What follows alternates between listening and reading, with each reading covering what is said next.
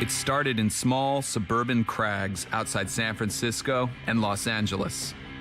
On their quest for first ascents and virgin rock, the climbers explored ever deeper into the mountains of California until they landed in Yosemite, bound by glacier-carved walls of vertical rock.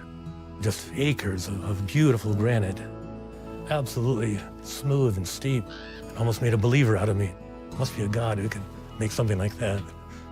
It was a place that we could live out adventures. Gathering in Yosemite Valley was a group of climbers who would go on to etch their names in the history of these walls. Guys like Royal Robbins, Ivon Chouinard, Steve Roper, and Chuck Pratt. We were hardcore, really devoted climbers trying to raise the standards. Gear had evolved, the techniques were in place. When you're free climbing, you're using your hands and feet on the rock. You have to stuff your fingers in the cracks, smear your toes, periodically placing protection. Only use your rope to catch you if you fell off. You're looking up at small holds and not sure if you really have the strength. Being a stone master meant that you had to climb like it's your last day on Earth. And you had to smoke lots of weed. The idea of devoting your life to climbing didn't exist anywhere else. We have a purpose. Climb hard, put up good roots. Only through climbing can you find yourself. Bullshit like that. None of us expected to ever have a job.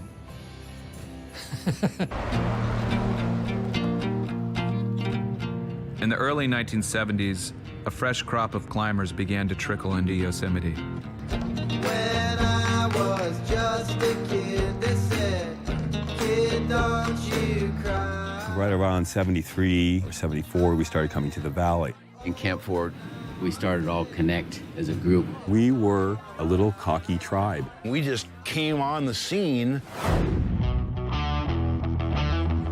We were young, wild. And we felt we were the best. These new guys coming in and climbing better than us. Well, I think they were doing the right thing. I was pretty stoked. They were pushing the limits and also really pissing off the entrenched status quo. Sex, drugs, rock and roll, climbing. Living on the naked brink of society. Camp 4 was a dirty, filthy mud hole. It was paradise. We camped together, we trained together, we climbed together. Somehow we came to this beautiful place, and it connected us. Kind of a magical, real special time to be in Yosemite climbing. We were in Utopia. We were basically the kings of Utopia. And we'd go do a big wall, sleeping at the base of the climb before. I was scared shitless. You think about that night. Think about every single thing that can possibly go wrong. And then starting out on a giant wall like that, the exposure is unimaginable. The rope isn't very thick to begin with, but when it holds you and you're swinging 2,700 feet above the ground, gets your attention, makes your heart beat. Balls out stuff, way the hell up there. In the early 90s, Lynn Hill returned to her stomping grounds in Yosemite with an audacious vision. I wanted to be the first person to make an all-free ascent of the nose on El Capitan. It's the most historic, famous big wall climb in the world, and it seemed like the best culmination of all of my skills as a climber. Until now, every party that went up the nose at aid climbed the route, hanging on their gear to reach the top.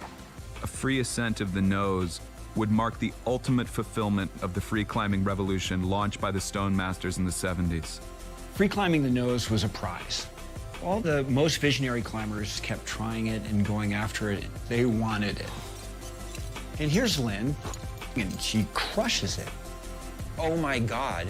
It was groundbreaking, earth-shattering, and it was a woman. It goes, boys.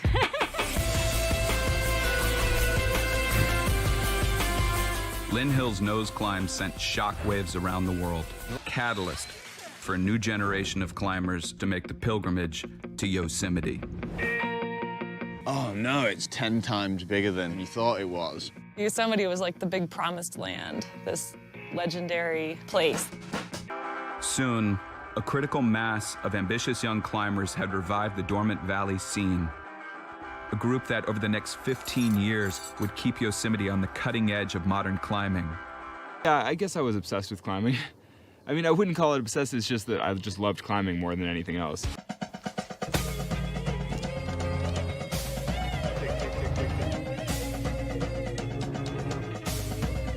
Unleashed on the valley walls, Honnold made an immediate impact. This kid Alex is really a step up.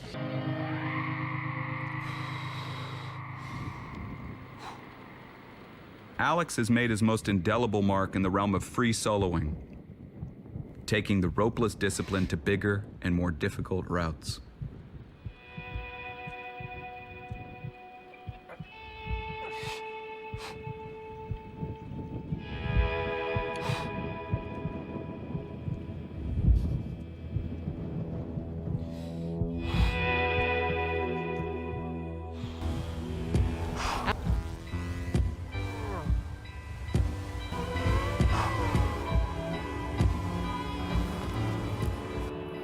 Part of the appeal of soloing is just the physical challenge, like the fact that you really have to climb well to make sure you don't fall off.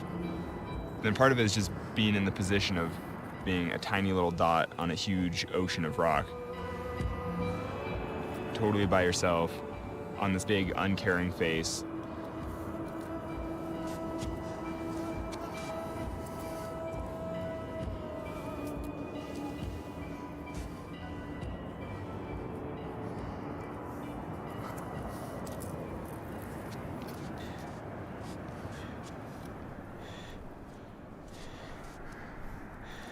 The challenge is to feel in control enough that even though you're in a very dangerous position, you can enjoy the experience.